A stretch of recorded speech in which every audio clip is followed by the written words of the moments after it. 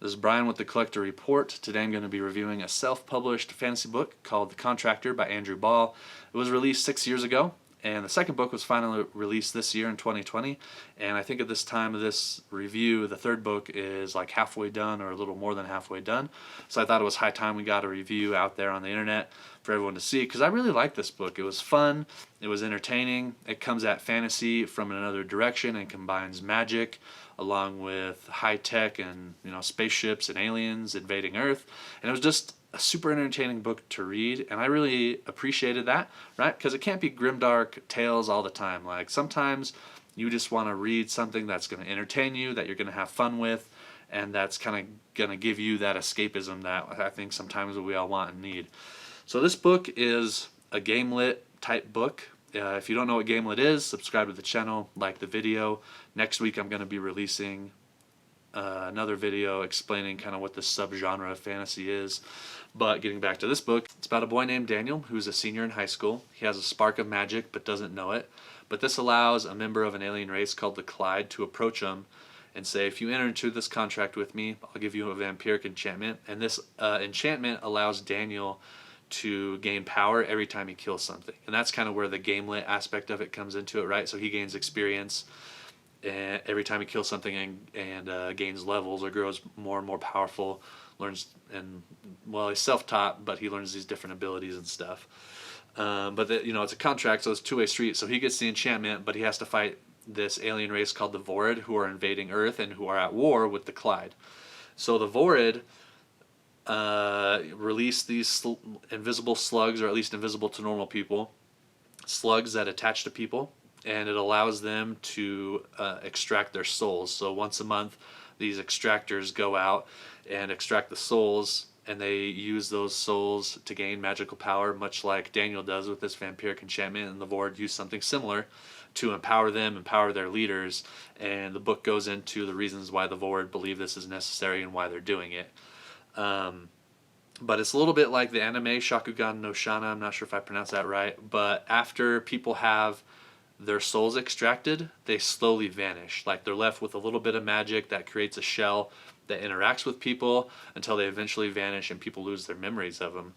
And at first Daniel's a little hesitant to do this, but some situations arise with his family and everything. He eventually enters into the contract and starts fighting the Vorid, getting stronger and kind of growing. He meets friends, meets other contractors, and this book goes from his senior year of high school into his first year in college. And at beginning, middle of the book is all about him, kind of that training montage, right? Like learns about the situation, tries to decide how he's gonna beat these aliens, goes out, does his superhero nighttime activities of fighting them, growing stronger, developing abilities, kind of hides what he's doing from his friends, from his roommate in college, grows stronger, and eventually learns that there is a whole like magical society hiding underneath day-to-day life.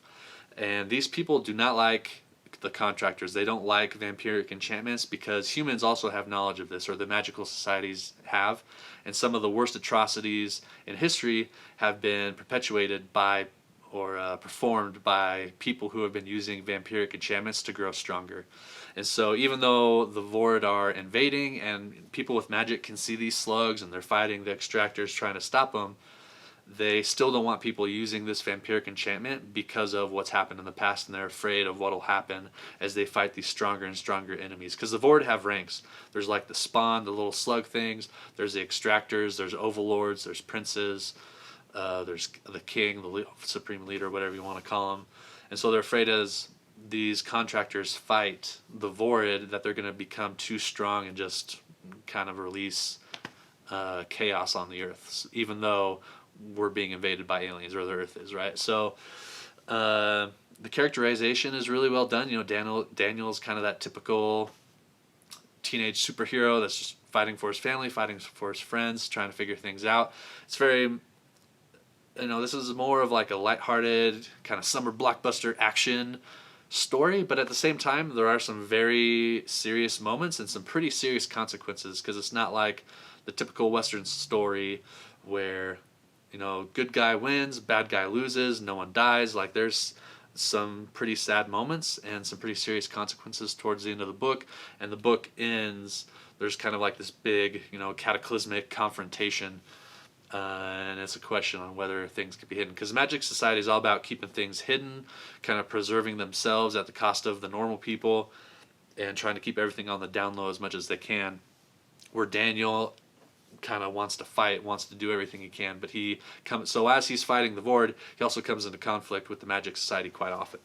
But the characterization is done well. So some of the downsides, the book is self-published, so it has maybe some editing stuff or some errors that you wouldn't typically find maybe in a more traditionally published book. That may or may not be a deal breaker. For me, it's not, because like I said, I'm there for the story. I saw in some Amazon reviews that some people didn't like the lack of diversity and kind of other things along similar veins as that. When I go into a story, I don't really pay attention to whether or not there is or is not diversity, to people's sexuality. I'm there for the story, to be drawn into this intricate world that the authors introduced me to fun characters, to a story that approaches fantasy maybe from an angle that I haven't seen before. All of which are points that this book hits for me. But that may bother other people. So if you notice that in books or are looking for that, again, this book may not necessarily be for you.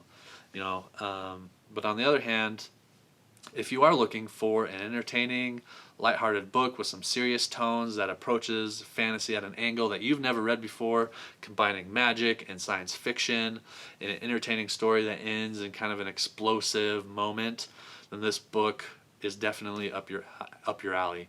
It does end on a cliffhanger, but luckily for you, if you are watching this review or just being introduced to the book, you don't have to wait 6 years for the second book to come out.